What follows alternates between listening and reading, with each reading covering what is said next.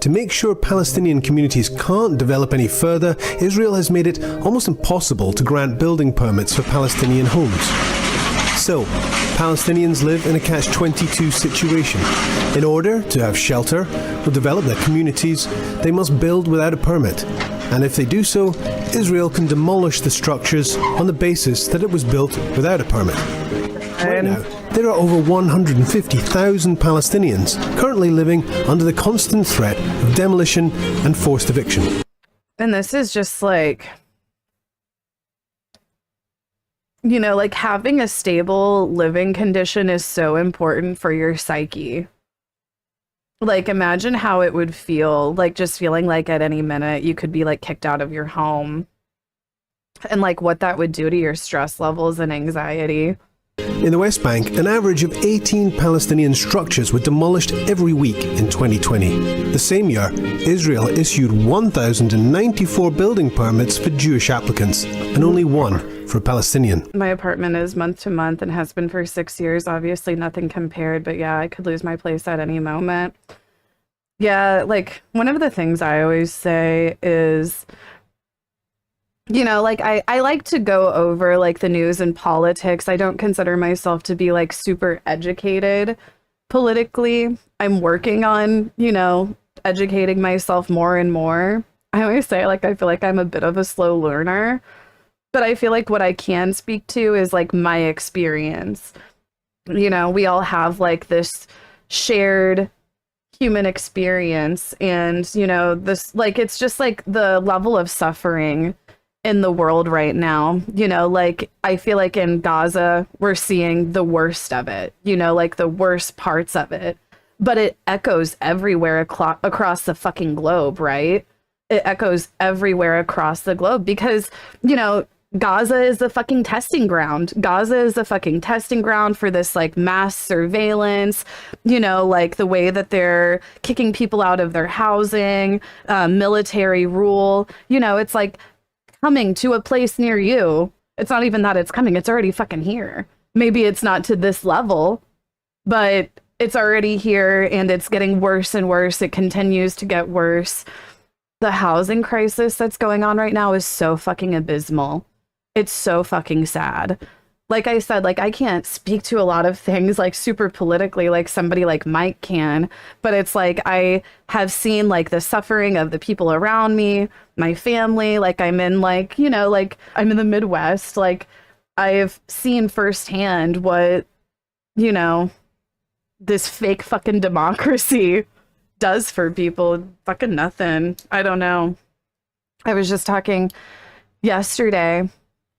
So this was years ago. Me and my sister opened up this little dive bar, right? And it closed like in 2020. It was open for like 3 years or something. And we had some fun times and everything.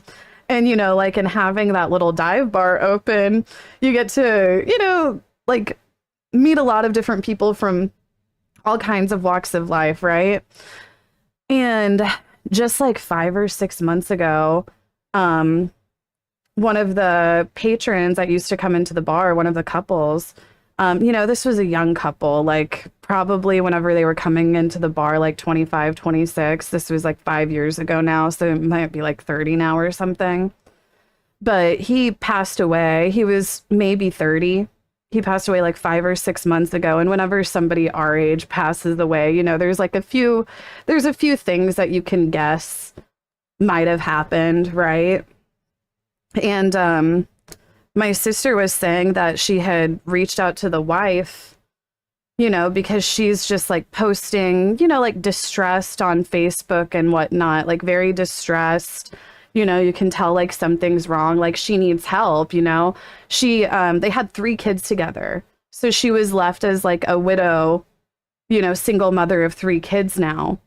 And my sister said that she had been like posting like, you know, on Facebook that she was like not doing well and everything.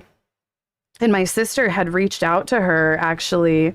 And, you know, she said that she was paying $600 a week to live in a fucking hotel because she couldn't get in anywhere else, that she, you know, needed help, You know, she said that she was desperate for help, basically, and my sister was trying to help get her set up with like different, you know, resources like for housing and stuff. Like my sister was like, hold on, like let me try to get you some. And honestly, even the fucking resources are dog shit, you know. But yesterday, it would have been Monday, she took her own life.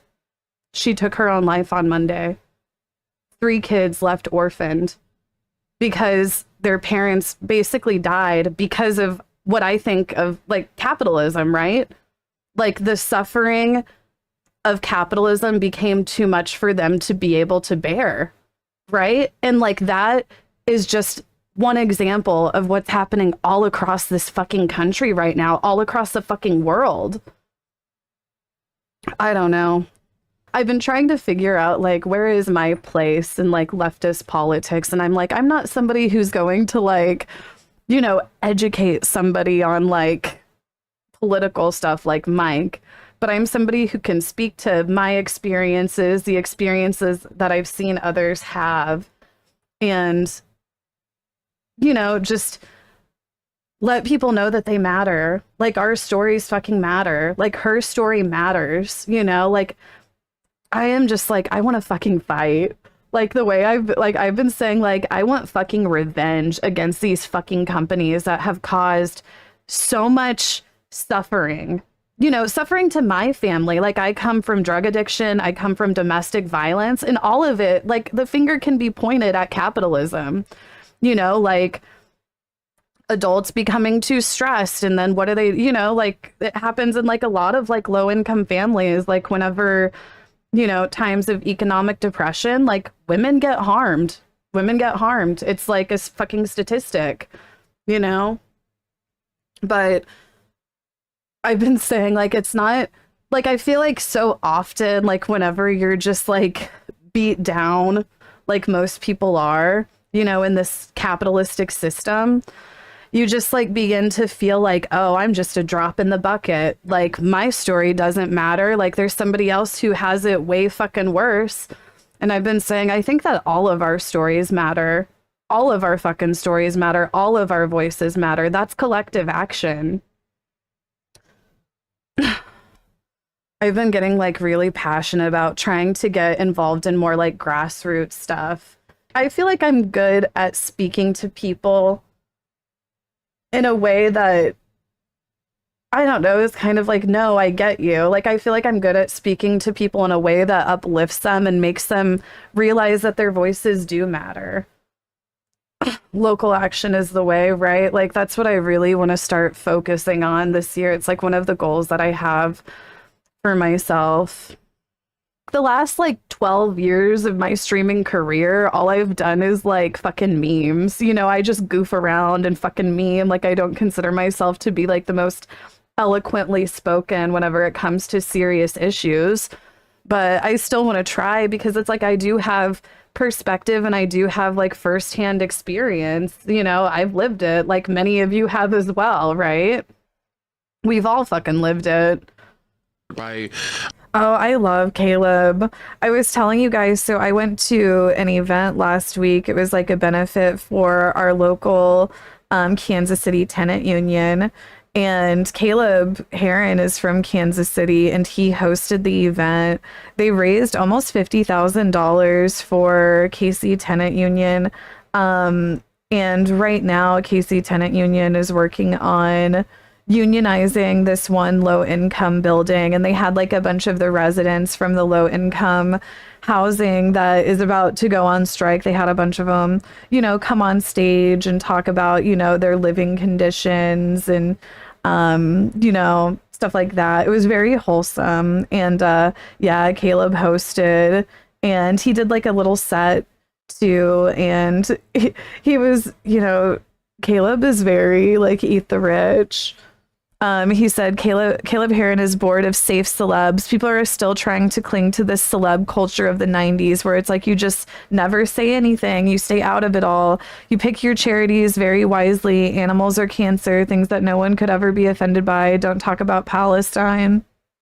Like, I am fucking bored. I don't believe you. I know that you're having conversations behind closed doors that are quite opinionated, and I would like to hear them. And I would like you to, what it is a lot of times when people talk about decisiveness, you know, some of my friends are like, how do I be more decisive? You are so decisive. And I'm like, it's not a lack of fear that something will go wrong. It's a willingness to handle it if and when it does. People will get mad at me, and I feel like I can handle that. They're not necessarily wrong to get upset with me. I just feel like, you know, it's the same math that everyone's doing. If a critical mass of enough people got mad at me about something, I would think about it, and I would handle an apology, and I would figure out, you know, whether or not I was actually wrong to say that. But for the most part, it's like very small groups of people that have other shit going on that they're projecting onto like a sentence I said that they're happy to take out of context. The way he's talking about, you know, this like celeb culture that people are just still trying to cling to, where they do this apolitical shit. It's so tired, especially in times like these.